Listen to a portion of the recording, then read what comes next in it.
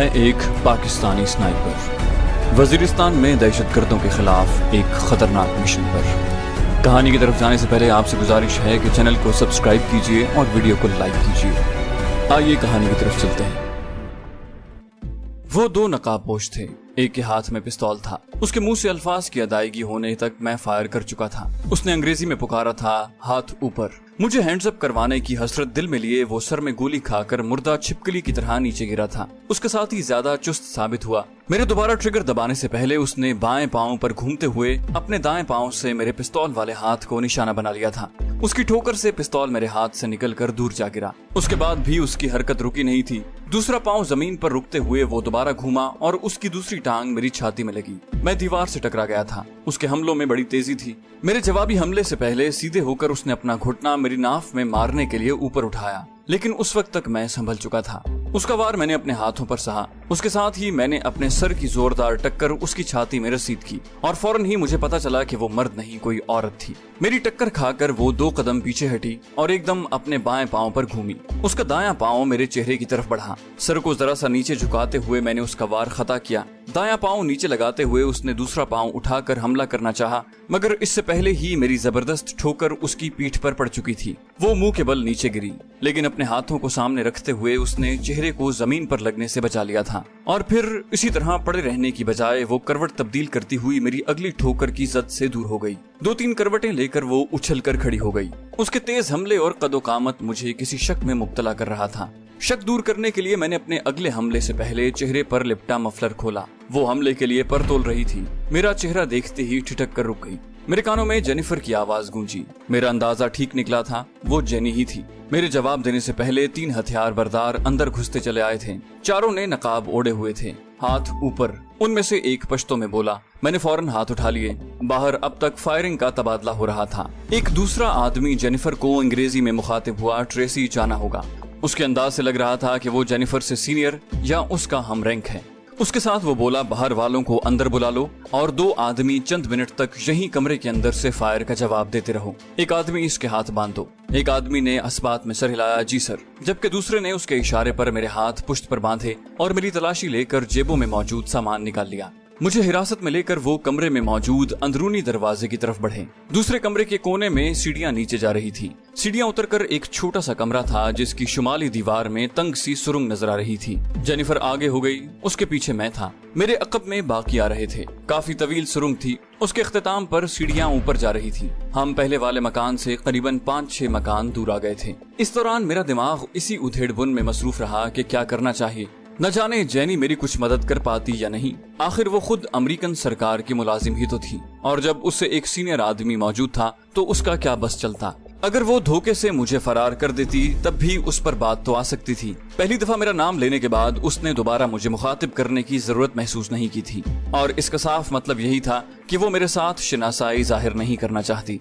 दूसरे मकान के सहन में आते ही मेरे कानों में एक बार फिर फायरिंग की आवाज आने लगी। सहन में 2 गाड़ियां तैयार हालत में खड़ी थी। मेरे चेहरे पर काला कपड़ा चढ़ाकर उन्होंने एक गाड़ी की अकबी नशिस्त पर धकेला और उस मकान से बाहर निकल आए। उनकी बातचीत से यही मालूम हो रहा था कि जेनी और दूसरा अमेरिकन इसी गाड़ी में थे। उसका नाम अलेक्जेंडर था और वो जेनी से सीनियर लग रहा था। मौजूद गुफ्तगू मुजाहिदीन का खुफिया ठिकाना तलाश करने की जुस्तजू थी। यकीनन अहमद से उन्हें कुछ मालूम नहीं हो पाया था। गाड़ी आध पौन घंटा चलती रही। रुकने पर एक आदमी ने मुझे बाजू से पकड़कर घसीट लिया। थोड़ी देर बाद मैं एक कुर्सी पर बंधा हुआ बैठा था। मेरे सर पर चढ़ा कपड़ा उन्होंने उतार दिया था। अलेक्जेंडर ने मुझे बांधने वालों को कहा, मुझे गजनी में मौजूद दहशतगर्दों के तमाम ठिकानों की तफसील चाहिए, और तफ्तीश करते हुए बस इतना ख्याल करना कि इसे मरना नहीं चाहिए। बाकी हाथ पांव काटते हो या नाक कान, इससे मुझे कोई फर्क नहीं पड़ने वाला। दोनों ने इत्मीनान भरे अंदाज में सर हिलाया। फिक्र न करें सर। जेनी ट्रेसी वॉल्कर के रूप में वहाँ खड़ी मुझे गहरी नजरों से घूर रही थी। चलें। अलेक्जेंडर जेनी से मुस्तफसिर हुआ। जेनी ने पुरख्याल लहजे में कहा, सर, मेरा ख्याल है इस आदमी को मुझे खुद संभालना होगा। हाँ, अपने 2 आदमियों की निगरानी कर लेना। अगर सही सवाल जवाब नहीं करते तो आप पूछगिछ कर लेना। वो बोली, आप समझे नहीं सर, मेरा मतलब है कि पहले हमें क्रिस कार्टर साहब की बाजियाबी का बंदोबस्त करना पड़ेगा। अलेक्जेंडर बेपरवाही से बोला, जब दहशतगर्दों के तमाम ठिकाने की बाबत मालूम हो जाएगा तो क्रिस कार्टर भी बाजियाब हो जाएगा। जेनिफर ने मुंह बनाया। पहले पकड़े जाने वाले दहशतगर्दों से हमने क्या उगलवा लिया है जो इससे तमाम ठिकानों की बाबत मालूम हो जाएगा। अलेक्जेंडर ने मफामती अंदाज में पूछा, तुम क्या चाहती हो? वो जल्दी से बोली, सर क्रिस कार्टर को आजाद करवाना जरूरी है। वो बोला, हाँ, मगर इसके लिए बहुत ज्यादा एहतियात की जरूरत है, ये ना हो उसे आजाद कराते हुए कोई और नुकसान करवा बैठो। जेनिफर एतमाद से बोली, मैं संभाल लूंगी सर। अलेक्जेंडर ने हतमी फैसला सुनाया, वैसे पहले कोशिश कर लो, अगर कुछ मालूम हो सकता है तो ठीक है, वरना फिर क्रिस कार्टर की वापसी का कुछ करेंगे। उन दोनों की बातचीत से मुझे अंदाजा हो रहा था कि अलेक्जेंडर की नजर में मैं इंग्लिश से नाबलद था, इसी वजह से वो यूं आजादी से बातचीत कर रहा था। अलबत्ता जेनिफर की बात और थी। जेनिफर ने इस बात में सर हिलाया, ठीक है सर, और वो रुखसत हो गया। जेनिफर ने दोनों मकामी आदमियों को भी वहां से निकलने का इशारा किया, तुम दोनों भी जाओ। उनके जाते ही उसने सबसे पहले मेरी बंदिशें खोली और फिर एक कुर्सी घसीट कर मेरे सामने बैठ गई। बगैर किसी तमहीद के वो मतलब की बात पर आ गई थी, तो मेरा अंदाजा ठीक था, उस दिन तुम ही थे। मैं फीकी मुस्कुराहट से बोला, तुमने कैसे अंदाजा लगाया? वो बोली, इतने फासले से सर में गोली मारना किसी आम आदमी का काम नहीं हो सकता।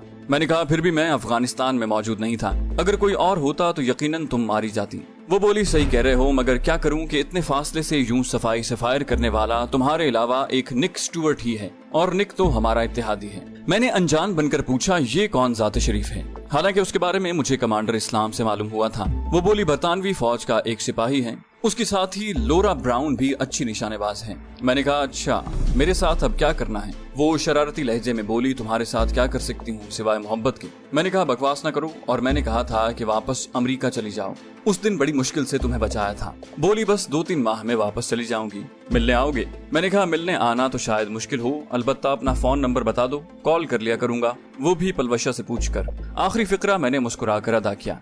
जेनिफर भी मुस्कुरा दी, कहाँ है वो आफत की परकाला? मैंने कहा, वो भी अफगानिस्तान आई हुई है। उसने इश्तियाक से पूछा, सच? कहाँ है? मैंने साफ गोई से बोला, ये तो मुझे भी मालूम नहीं। वो हैरानी से बोली, क्या मतलब? जवाबन मैंने अपनी गिरफ्तारी और सबूतों की तलाश वगैरह की सारी कहानी सुना दी। वो कहने लगी, तुम्हें मुझसे राब्ता करना चाहिए था। मैंने कहा, कैसे करता? और माफ करना, तुमसे राब्ता करने की कोशिश में तो इस हालत में पहुंचा हूँ। उसने मुंह बनाया, ये कौन सी राब्ता करने की कोशिश थी? हमारे आदमियों को कत्ल करना और उन्हें अगवा करवाना मुझे तलाश करने के जुमरे में आता है। मैंने तंजिया लहजे में कहा, तो तुम लोगों ने पाकिस्तान में कोई कसर छोड़ी है? वो बोली, जानते हो, एल्बर्ट ब्रूक और कर्नल कॉलिन फील्ड दोनों उस दिन तुम्हारी गोली का निशाना बन गए थे। मैंने कहा, वो दोनों मेरे मुजरिम ही तो थे। वो बोली, बहरहाल उस दिन हमला करने वालों को बहुत कोशिश से ढूंढा जा रहा है। वो पहले तो मुझे अंदाजा था कि गोली चलाने वाले तुम हो, जो बाद में यकीन में तब्दील हो गया, लेकिन मैंने किसी को हल्का सा इशारा भी नहीं दिया। बाकी जेसन स्मिथ की जान बचाते हुए मैंने हिमाकत का सबूत दिया था, लेकिन उस हिमाकत की बदौलत बाद में मेरा यकीन पुख्ता हो गया था कि फायर करने वाले यकीनन तुम ही थे। मैंने पूछा, जेसन के तुम्हारे साथ क्या ताल्लुक है? वो बोली, वो उस्ताद है मेरा, और इतनी हिम्मत मैं इसलिए कर पाई थी कि कॉलिन फील्ड के सर में लगने वाली गोली ने मेरी सोचों को तुम्हारी जानिब मोड़ दिया था। उसके बाद जब दूसरे अफराद को भी सर में गोली लगना शुरू हुई तो मुझे मालूम हो गया कि हो न हो फायर करने वाला जी है। मैंने कहा, अच्छा, अब मेरे बारे में क्या सोचा है? वो बोली, सोचना क्या है, अभी जाओ और क्रिस कार्टर को रिहा कर दो। मैं हंसा, तो तुम भी मुझे यूं ही जाने दोगी? वो बोली, इसमें शक? मैंने कहा, नहीं, मगर इस तरह तुमसे बाजपुर्स हो सकती हैं। वो बोली, नहीं, तुम्हारे बदले हमें क्रिस कार्टर मिल जाएगा ना, और बिलफर्ज वो तुम्हारे कब्जे में न होता, मैं तब भी तुम्हें छोड़ देती। मैंने पूछा, वापस अमेरिका कब जा रही हो? वो बोली, कहा तो है 2-3 माह में चली जाऊंगी। मैंने पूछा, एल्बर्ट ब्रूक तो रहा नहीं, क्या मेरी बेगुनाही के सबूत भी उसके साथ जाया हो गए हैं? उसने मानी खेज मुस्कुराहट से पूछा, अगर तुम्हें वो सबूत मैं ला दूं तो क्या इनाम मिलेगा? मैंने पूछा, क्या इनाम चाहिए? वो बोली, मुझसे शादी कर लो। मैंने कहा, पाकिस्तानी एजेंसियों के हाथों शायद बच जाऊं, लेकिन पलवशा मुझे कत्ल करने अमेरिका तक पहुंच जाएगी। उसने कहका लगाते हुए पूछा, इतना डरते हो उससे? मैंने कहा, क्या नहीं डरना चाहिए? वो बोली, पलवशा की जिम्मेदारी मैं लेती हूँ। मैं जिद होते हुए बोला, जैनी तंग न करो। वो बोली, अच्छा, मैं कोशिश करूंगी, वादा नहीं कर सकती, मेरा नंबर याद कर लो। उसने एक नंबर दोहराते हुए कहा, इस पर राब्ता करके मालूम कर लेना, अमेरिका वापसी से पहले तुम्हारा काम कर जाऊंगी। उसका नंबर जहन नशीन करते हुए मैंने अपना नंबर दोहराते हुए कहा, अपना अमेरिका का राब्ता नंबर भी बता दो। मेरा नंबर अपने सेल फोन में महफूज करके वो अपना नंबर बताते हुए मुस्कुराई, अभी तक तुम्हारी यादाश्त वैसी ही है। उसके सवाल को नजरअंदाज करते हुए मैं मतलब की बात पर आया, मैं अहमद को भी साथ लेकर जाऊंगा। उसने हैरानी से पूछा, कौन अहमद? मैंने कहा, हमारा जो आदमी तुम्हारे पास है। उसने संजीदगी से पूछा, क्या जरूरी है? मैंने कहा हाँ, क्योंकि यहाँ हमारी हैसियत मेहमान की सी है। मैं बस अपनी बेगुनाही के सबूत ही हासिल करने आया हूँ, फिर वापस चला जाऊंगा। और अब अगर मैं वहाँ जाकर क्रिस कार्टर की रिहाई की बात करूंगा तो यकीनन अच्छा नहीं लगेगा। वो बोली, इसका मतलब है कि जल्द से जल्द वो सबूत तुम्हारे हवाले करके जान छुड़ाना बेहतर रहेगा। मैंने मानीखेज लहजे में पूछा, मुझसे जान छुड़ाना चाहती हूँ? उसने इस बात में सर हिलाया, हाँ, सच कहूँ तो अपने लिए शौहर देखना शुरू कर दिया है। मैंने पूछा, किस वक्त जाना होगा? उसने कहा, भूख लगी हो तो नाश्ता मंगवा देती हूँ। मैंने नफी में सर हिलाया। वो बोली, चलो, मगर आंखें बांधना पड़ेंगी। मैं हंसा, मुझ पर एतबार नहीं है। उसने साफ गोई से इकरार किया, हाँ, इस बारे में एतबार नहीं कर सकती।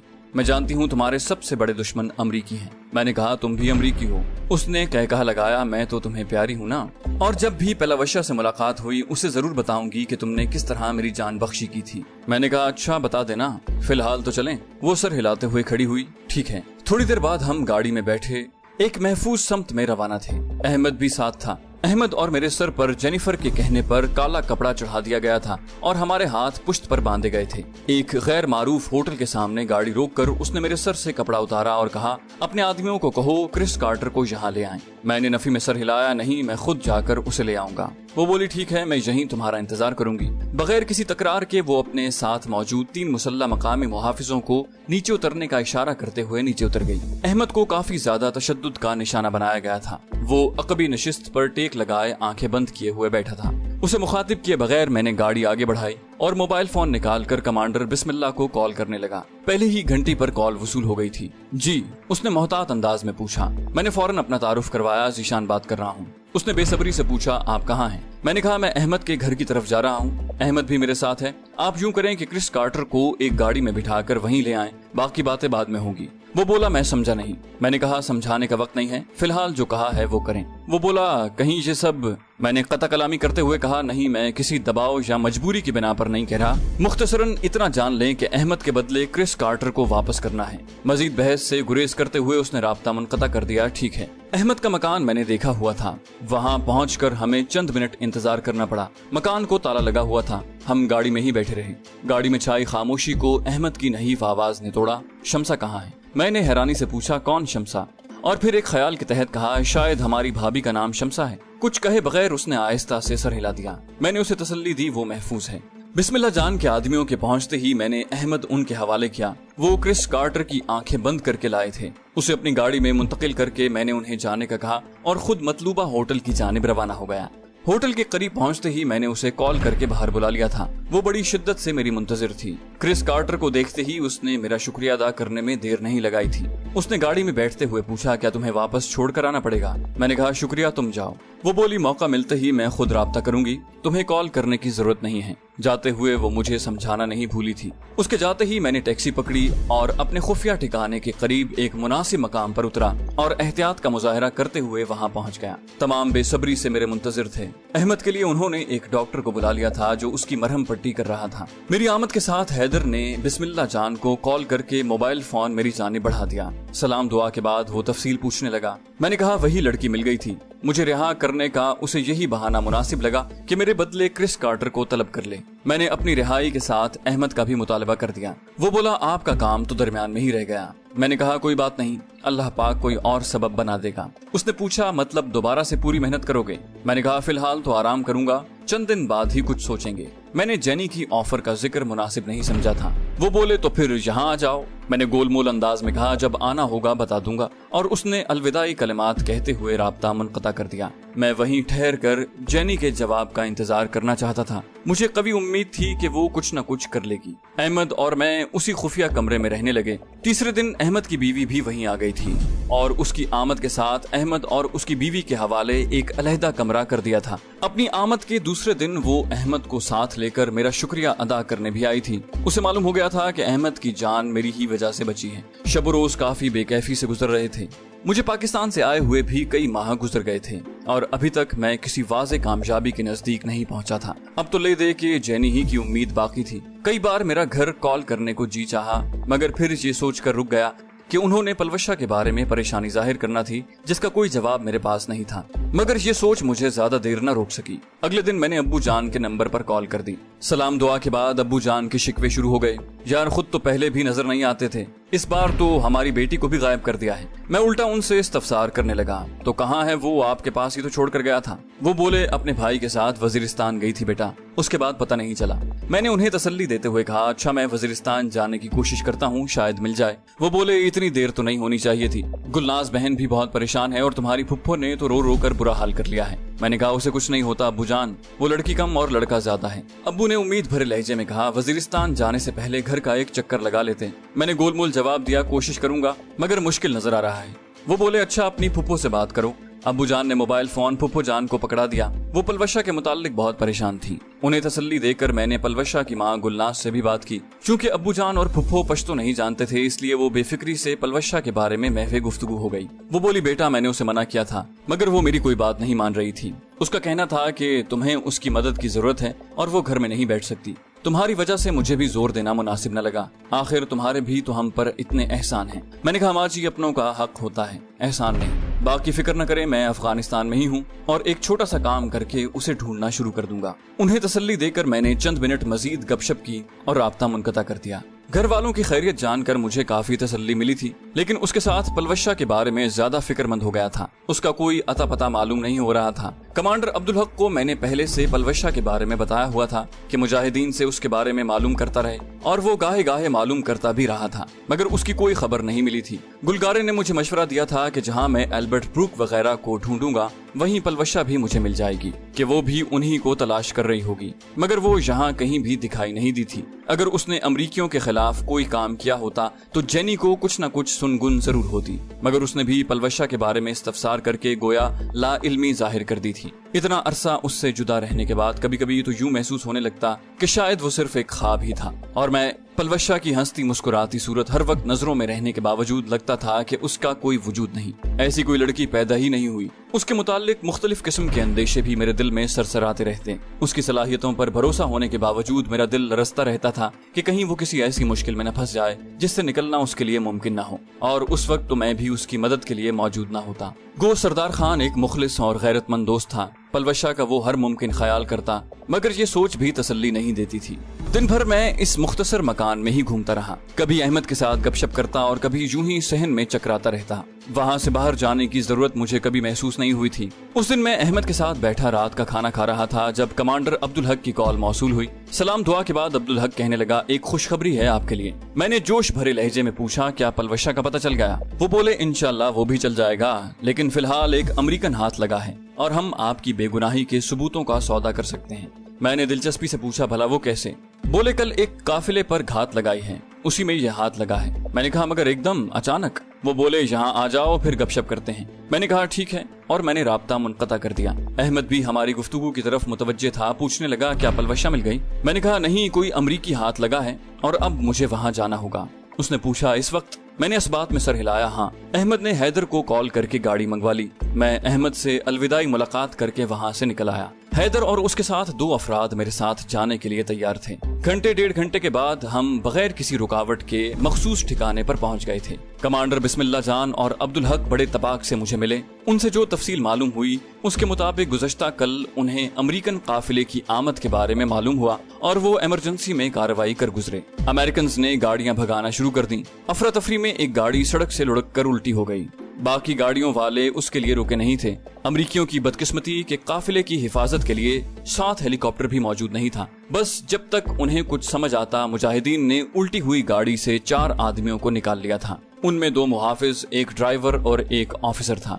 मालूम ये हुआ कि काबुल से अमेरिकन की गजनी कैंप के लिए एक कमांडिंग ऑफिसर आ रहा था, जो कैंप तक पहुंचने से पहले मुजाहिदीन के हत्थे चढ़ गया था। ये दोपहर का वाकया था और अब तो रात आधी से ज्यादा गुजर चुकी थी। मैंने मज़कूरा आदमी से मिलने का काम सुबह पर टाला और आराम से लेट गया। कमांडर बिस्मिल्लाह जान के जाने के बाद भी अब्दुल हक और मैं काफी देर तक गपशप करते रहे। मैं पलवशा और सरदार के गायब हो जाने के बारे में तशवीश का इजहार करता रहा। उसने अपने तौर पर तो मुझे तसल्ली देने की कोशिश की, मगर मैं बच्चा नहीं था जो उनकी तसल्लियों से बहल जाता। मेरी छठी हिस्स बार बार किसी बड़ी मुसीबत का ऐलान करने लगती। कोई दलील और तसल्ली इस ज़िमन में फायदा नहीं दे रही थी। अब्दुल हक से मैंने जेनिफर की बात और उसकी मदद करने का जिक्र भी किया था। अब्दुल हक ने दबे लफ्जों में उसकी तारीफ की थी। बोले आपके लिए तो काफी मददगार साबित हुई है। सुबह नाश्ते के बाद कमांडर अब्दुल हक के साथ कैदी को देखने चल पड़ा। अपने चेहरों पर हमने मफलर लपेट लिए थे क्योंकि उस ऑफिसर को हमने सौदे में इस्तेमाल करके वापस भेजना था और ऐसे किसी आदमी के सामने असल शक्ल में जाना मुनासिब नहीं था।